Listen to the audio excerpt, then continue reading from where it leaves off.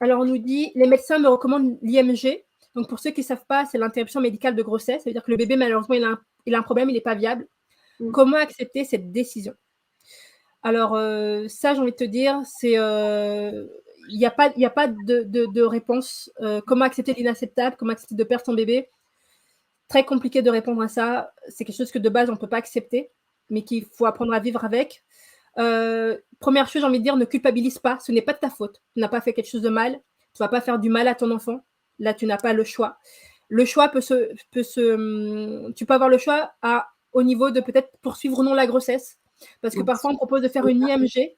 Et toi, tu peux choisir que non, tu veux mener ta grossesse à terme, même si ton enfant il est décédé ou qui ne vit pas longtemps après. Peut-être que toi, tu as envie de vivre ça malgré tout.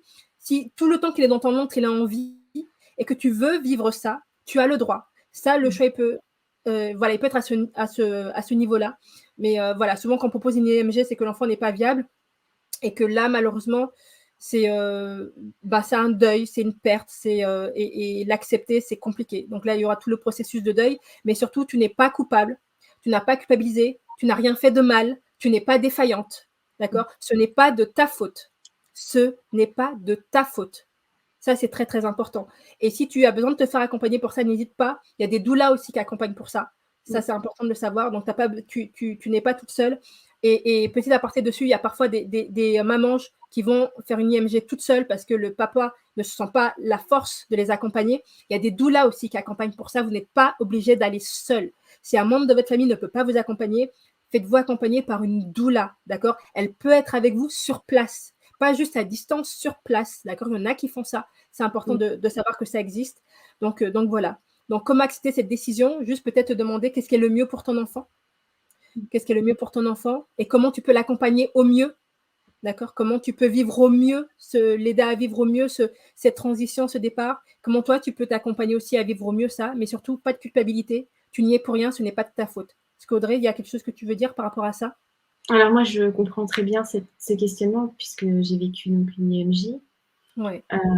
Et comment accepter cette décision? C'est cette décision d'arrêter la vie en fait, hein, c'est ça, parce qu'on sent Ouais. notre bébé bouger, on sent que voilà, il y a de la vie, et pourtant les médecins nous disent que ça fonctionne pas comme, enfin voilà, il y a des choses qui sont dites, qui ont été montrées, et que ça, c'est pas ce qui se passe.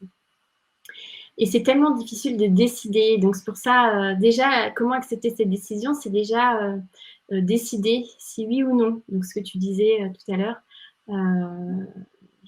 j'avance. Sinon, non, j'accepte l'interruption médicale grossesse. Donc là, la décision, elle appartient au couple.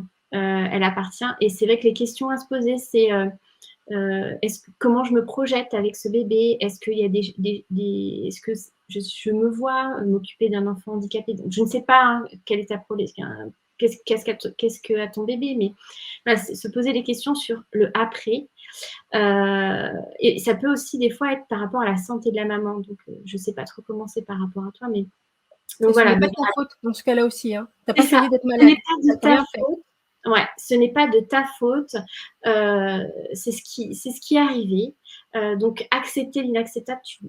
En fait, je veux dire, on n'acceptera jamais la mort de notre enfant. Enfin, moi, j'ai jamais accepté la mort de mon fils. Par contre, j'ai accepté qu'il soit mort. Et c'est différent, en fait. C'est pas du tout la même chose. C'est que, ok, c'est arrivé. Moi, mon fils, il m'a transformée. Il m'a permis d'être celle que je suis aujourd'hui, et clairement, je l'en remercie. Il m'a apporté énormément, et c'est un chemin, et à toi de voir. Et si tu as besoin d'être accompagné vraiment, va voir des personnes qui peuvent t'aider justement pendant cette période-là. Il y a dans les hôpitaux, il y a souvent aussi des personnes qui sont là, des psychologues. Mais après, je ne sais pas comment tu es accompagné. Et voilà, aller chercher des informations. La sage-femme peut-être que tu as vu en début de grossesse.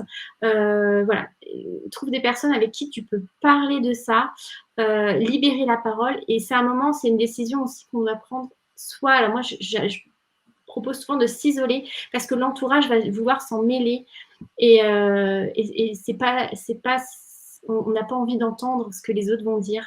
Donc, c'est souvent un moment que je propose, que je dis, il faut s'isoler, il faut se mettre dans son cocon famille, son cocon, et on en parle, on se pose, et après on avance. Mais accepter, ça prendra du temps, mais en tout cas, tu t'accepteras un jour. En tout cas, et rien n'est de ta faute, en tout cas. Tout à fait. Merci beaucoup, Audrey, pour cette réponse vraiment super complète qui va faire beaucoup de bien, je pense.